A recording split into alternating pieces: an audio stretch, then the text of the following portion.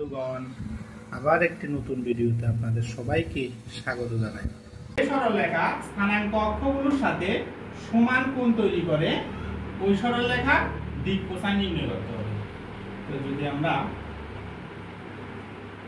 একটা সরলরেখা মনে করি, ওপি সরলরেখা ধরে নিই, x অক্ষ, y অক্ষ, z অক্ষ সমান কোণ তৈরি করে, মানে এটা আলফা হলে এটাও আলফা, এটাও alpha.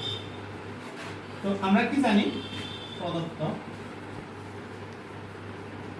cos alpha, cos beta, cos gamma, এই তিনটা হচ্ছে আমরা কি আছে দিক কোসাইন। এখানে কি দেওয়া আছে, আলফা সমান বিটা সমান গামা, তিনটা ইকুয়াল দেওয়া আছে, তিনটাই আলফা ধরে নিচ্ছি আমরা। তাইলে আমরা যে ফর্মুলাটা জানি, cos square alpha, cos square beta, cos square gamma equal 1, যে ফর্মুলাটা আছে এটার মধ্যে আমরা cos স্কয়ার আলফা, এই বিটার জায়গাতে আমরা আলফা লিখে দিতে পারবো, আর গামার জায়গাতে আমরা আলফা লিখতে পারবো।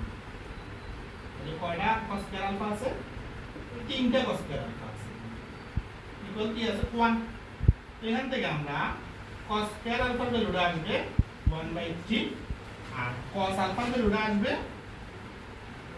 Plus minus 1/√3। তো আমরা যেটা ধরে নিয়েছিলাম cos alpha, cos beta, cos gamma, তিনটা ডাইরেকশন কোসাইন মানে দিক কোসাইন, কি আসলো প্লাস মাইনাস 1/√3।